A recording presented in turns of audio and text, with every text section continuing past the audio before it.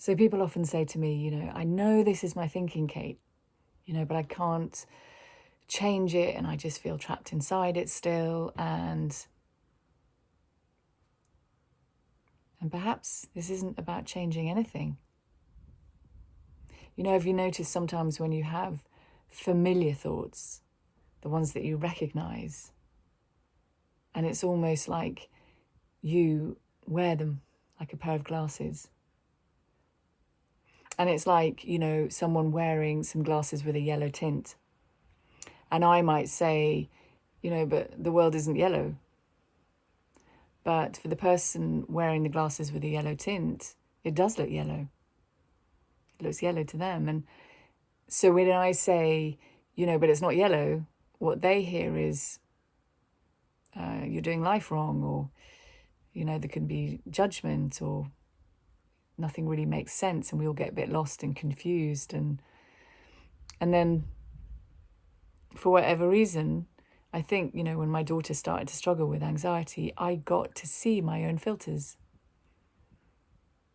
It kind of showed me these thick glasses of worry that I was innocently wearing and I hadn't realized. And I shifted from believing everything to seeing beyond all of it.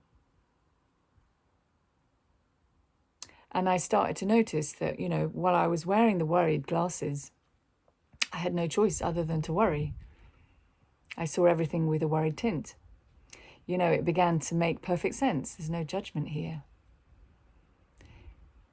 If someone is wearing worried glasses, there's not much point in telling them, don't worry, because it doesn't make sense to them. Instead, you ask them, have you noticed that you are filtering your experience through a whole load of worried thinking or insecure thoughts? And so, yeah, of course you're going to worry, but you're okay. There's nothing to fix here or change. It's simply notice what you're doing.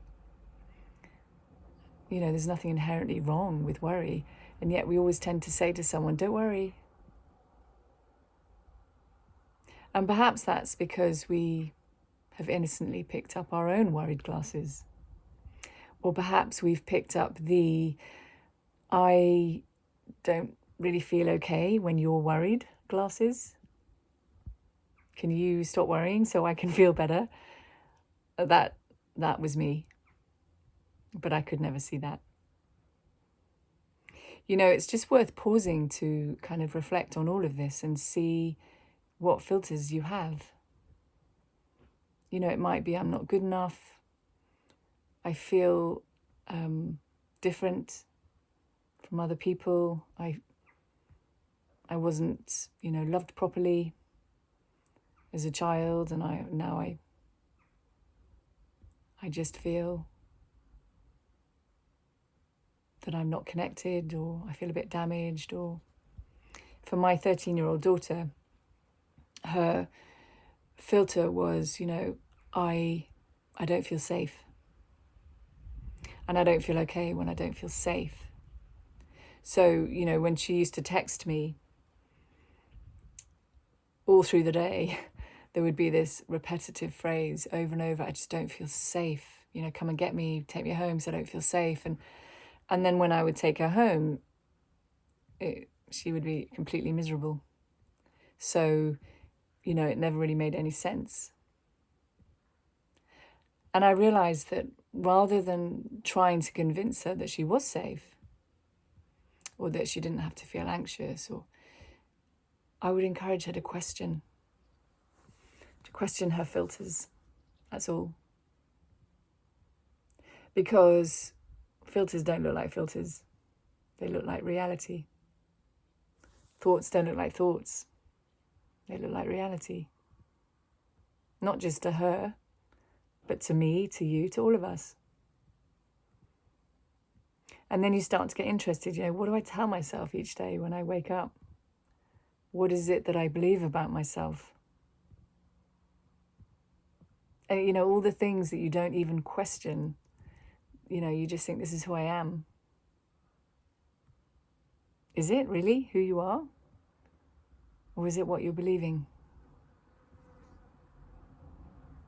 And for my daughter, I explained to her that, you know, when you tell yourself that you don't feel safe, or you're not okay if you don't feel safe, and then you're going to have to feel some anxiety around that. You know, it makes perfect sense. There's nothing to fix here. There's nothing wrong with her.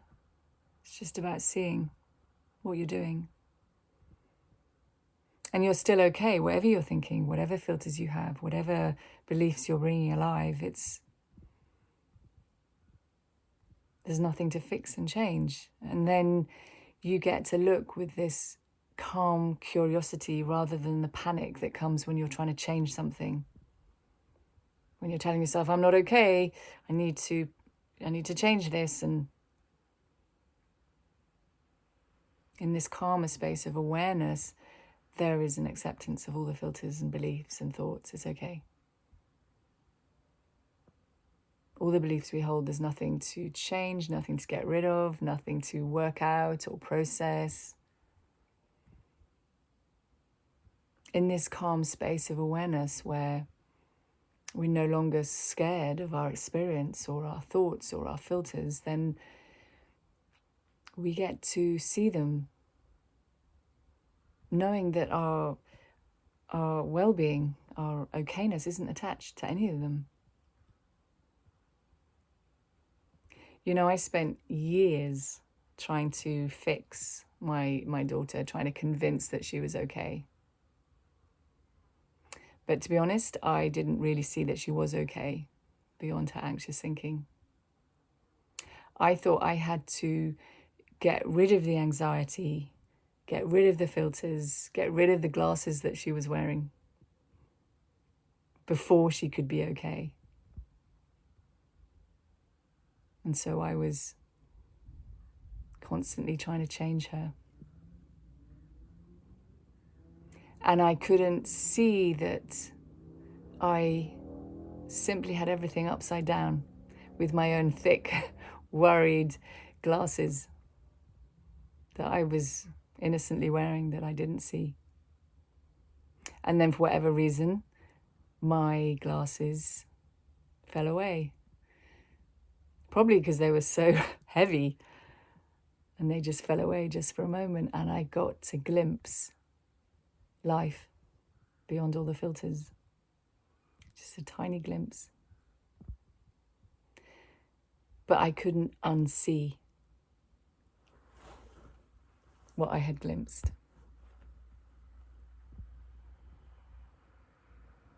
In that space of pure awareness, someone else can also get to glimpse life without filters, the filters of their beliefs and stories and worries and comparisons, because in that space we're all the same.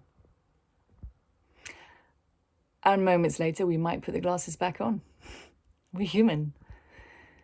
Yet perhaps we're not so attached to what we're seeing. There's no right and wrong here. It's just not the same when we're wearing the glasses of fixed belief and when we're not. It's both me, whether I'm wearing the glasses or not. I remember talking to someone, we were doing a Zoom call, and as he was talking to me, he had his glasses on his head, on his forehead, and as we were talking, they slipped down over his eyes, and he was like, where are my glasses? Where are my glasses? And I said, you're wearing them.